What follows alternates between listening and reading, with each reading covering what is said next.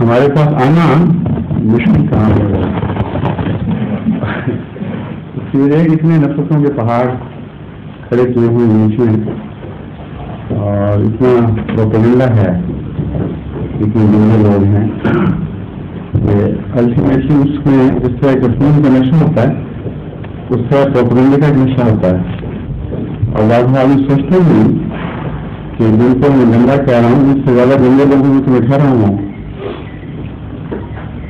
Russia میں جانا کوئی گناہ نہیں، جہاں جیلیت ہے ان سے تعلق رکھنا کوئی منع نہیں، مشرقوں سے تعلق رکھنا منع نہیں، ان کی سبزیاں مجھے آلموسٹ ویلکم جب آتے ہیں ان کے سب کسی بھی بتائی جاتی ہیں.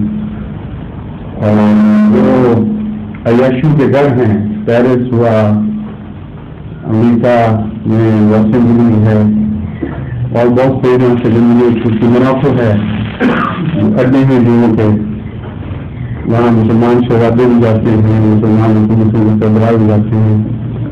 اور کبھی مرضی نہیں کہا کیوں ملتے ہیں لوگوں سے، بڑے گندے لوگ ہیں، قدیم ہیں، خدا سے ملتے ہیں، بدماش ہیں، دنیا میں جنگ چلایا ہوا ہے.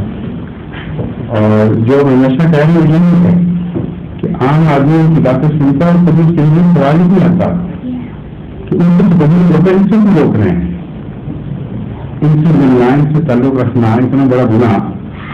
اور بہت سی بد لوگ ظاہری طور پر بھی جو اسلامک نقطۂ نظر سے کمیٹڈ ہیں، ان کے ساتھ ملنے جلنے میں، تعلق بڑھانے میں کبھی کتنی دوستی کرنے کی. غیروں کی شادیاں ہو جاتی ہیں، غیر مظاہریں ہو جاتی ہیں اور کبھی اچھی نہیں ہوئی، لیکن احمد کی شادی میں چلا جائے تو اخباروں میں اعلان چھپ جاتا ہے کہ اس کے اپنے نکاح ٹوٹ گئے. بڑی خطرناک بات ہے. تو یہ کیسی قوم ہے جس کی شادی میں جا کر اپنے 20 سال پرانے نکاح میں ٹوٹ گئے ہوں اور یہ ہو رہا ہے اور کوئی سوال نہیں اٹھاتا.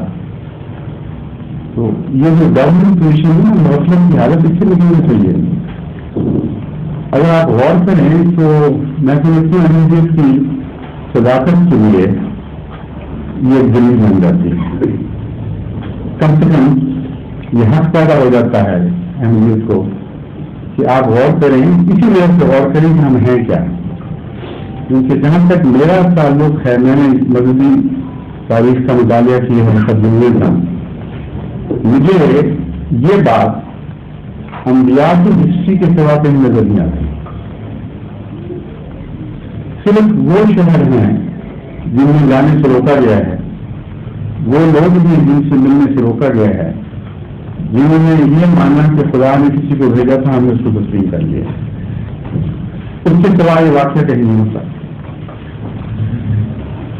طائف میں جانے سے کبھی عرب کے کسی باشندے میں نہیں ہوتا.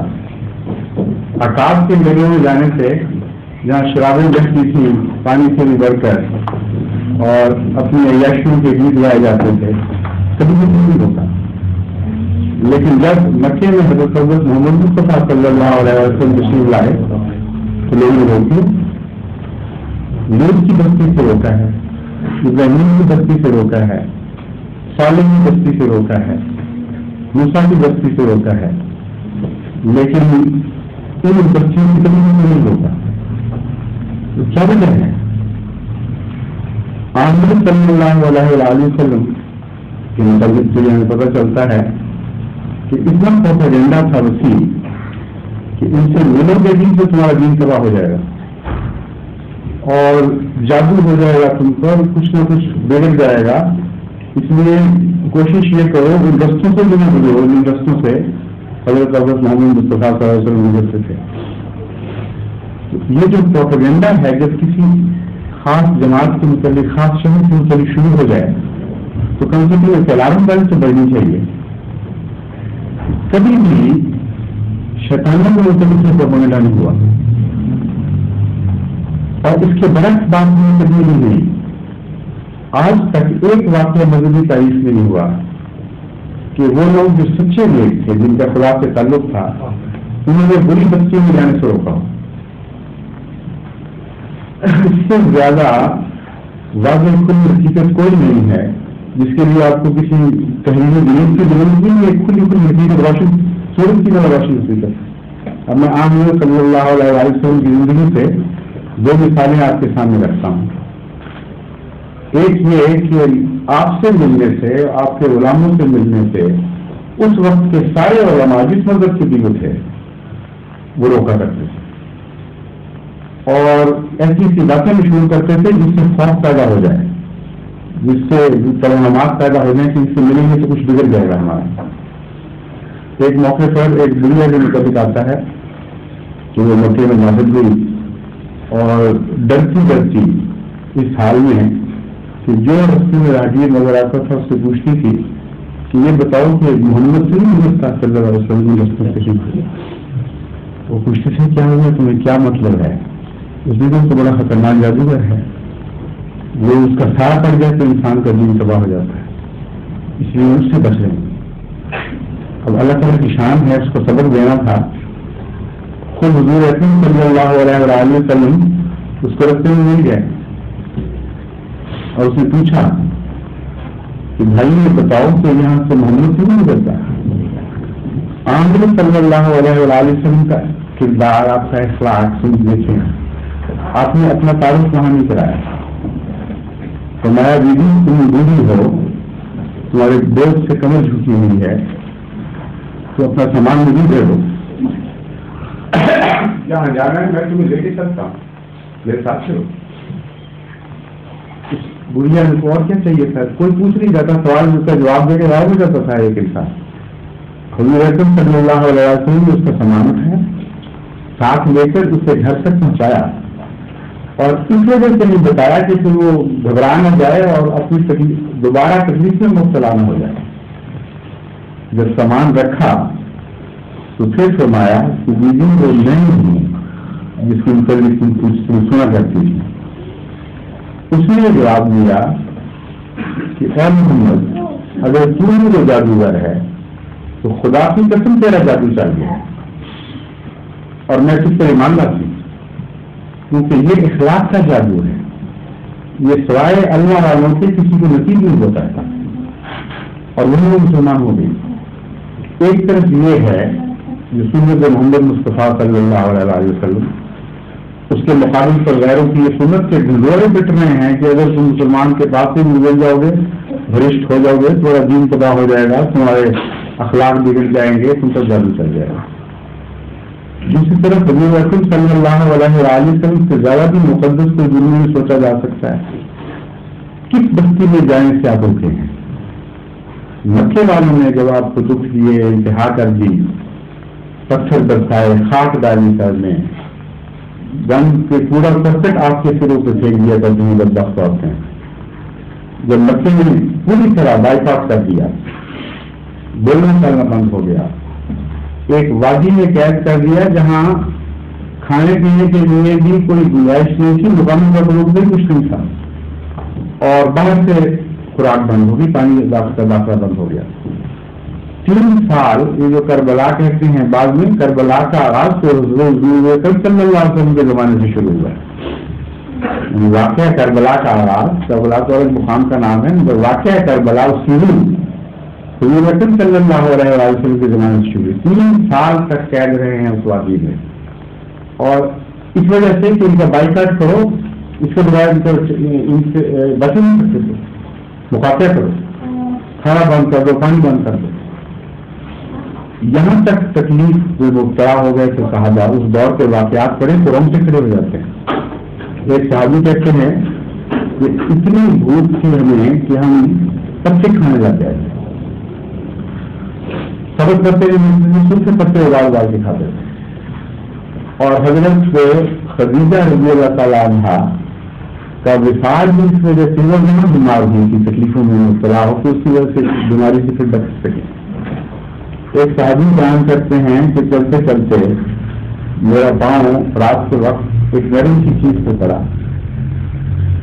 میں نے سوچا کہ شاید فضول ہو، لیکن اگر میں نے دیکھ لیا تو ہو سکتا ہے کوئی کیڑا مکوڑا ہو، کوئی جڑوں کوئی اور گندگی ہو. تو بھوک اتنی تھی کہ میں برداشت نہیں کر سکتا تھا کہ مجھے پتہ لگ گیا کیا ہے اور پھر میں چھوڑ دوں، اور منہ میں ڈالتا تو مجھے پتہ لگنا ہی تھا تو کہتے ہیں اس ایسی تنگی کی حالت تھی کہ میں نے گلا کھول کے یوں رکھا کے کی کہ مغرب سے پہلے وہ میں نکل سکوں اور مجھے نہ پتہ لگے کہ کیا چیز ہے. کیا کرتے تھے کہ خدا کی قسم آج تک نہیں پتا میں کیا کھا گیا, لیکن مجبوری تھی. یہ کیفیت تھی. اور جب اس کیفیت سے آزاد ہوئے ہیں تو طائف چلے گئے. طائف جا کر حضرت صلی اللہ علیہ وسلم نے پیغام پہنچایا. اس لیے سنت محمد مصطفیٰ صلی اللہ علیہ وسلم کی نظر آتی ہے اور پیغام پہنچایا ہے مار کھا کر, دکھ اٹھا کر. اتنی تکلیف آپ کو دی گئی طائف میں. آپ آج باتیں کرتے ہیں 1400 سال کے بعد سے کائنات کا بادشاہ آ گیا. جب بادشاہ آیا کرتے ہیں اس وقت یہ سلوک نہیں کیا کرتے. اس وقت یہ ہوتا ہے جو میں بتا رہا ہوں. جس کی خاطر کائنات پیدا ہوئی ہے وہ یہ ہے طائف. بستی کے بھاگ جا کے کہتے ہیں پیلی کے گھر نارائن آیا, اس سے بھی کئی گنا زیادہ مثال ہے. یہ حضور اکرم صلی اللہ علیہ وسلم خود ہدایت دینے مولد کے طور پر ایک بستی میں جا رہے ہیں اور 30-40 میل دور ہے وہ ان سے.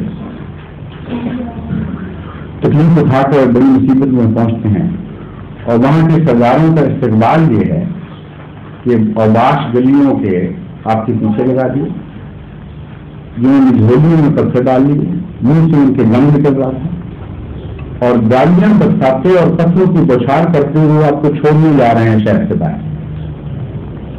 اس حالت کی ایک تصویر ہے گلیوں سے آپ کا خون جسم سے بیٹھتے بیٹھتے اپنی جوتیوں میں بھر گیا تھا اور جوتیوں سے وہ بول کے گلیوں میں لے گا. یہ تھا استقبال. لیکن نہ خدا نے آپ کو روکا کہ ان گندے لوگوں سے نہیں ملنا, نہ آپ نے اپنے غلاموں کو روکا کہ ان لوگوں سے نہ ملو. دین والوں کا یہ دستور ہوتا ہے. لیکن آپ کو کسی اور کو کبھی خیال نہیں آیا کہ ہمارے علماء جو کہتے ہیں بدماشوں, ملوانیوں, کتوں سے نہ ملو, ہمارا دین تباہ ہو جائے گا, تم مارے جاؤ گے, ان کا بائیکاٹ کرو, ان کے ذریعے سلوک کرو. یہ دین کی کہاں کیا ہے؟ ہمارے آقا محمد مصطفیٰ صلی اللہ علیہ وسلم سے تو نہیں سیکھا ہے. آپ کے دشمنوں نے سکھایا ہو کسی کو یہ دین تو وہ ہم کہہ سکتے ہیں کہ ہاں یہ ہو سکتا ہے, مگر نہ حضور اکرم صلی اللہ علیہ وسلم سے یہ طریقہ سیکھا ہے, نہ اس سے پہلے کبھی 1,24,000 انبیاء میں سے کسی ایک نے یہ طریقہ سکھایا. انہوں نے یہ سکھایا ہے کہ اگر کوئی مرتد ہے, کوئی ظالم ہے, کوئی رستے سے ہٹا ہوا ہے تو اس کے پاس ہدایت پہنچانے کے لیے جاؤ, مار کھا کے بھی جاؤ, دکھ اٹھا کے بھی جاؤ, گالیاں سن کے بھی جاؤ, سب کچھ اپنا قربان کرتے ہوئے ہاتھوں کو جان کو ہتھیلی میں لے کے پہنچو اور پھر بھی پیغام دو. اگر ہم گندے تھے تو آپ کو اس طرح پہنچنا چاہیے تھا, نہ یہ کہ ہم پہنچے تو ہمیں مار مار کے نکال دیں, منہ کالے کر کے گنوں کو سوار کر کے روانہ کریں تو ہوتے کون ہمیں سلام ہو رہا ہے. اتنا الٹ ہے یہ نظام کہ جب تک کوئی بیدار مجلس سے نہ دیکھے اس کو پتہ نہیں لگتا کہ مجھ سے ہو کیا رہا ہے. میرے علماء ہماری لیڈر ہمیں کیا کہہ رہے ہیں, کن دستوں پر چلا رہے ہیں, کن روشوں پہ سے گزار رہے ہیں. حالانکہ آپ جانتے ہیں سارے, مگر بہت سے حالتیں کئی حالتیں گزر جاتے ہیں, پتہ نہیں کرتے کہ کیا ہو رہا ہے ہمارے ساتھ. ظہور مہدی آخر زمان ہے.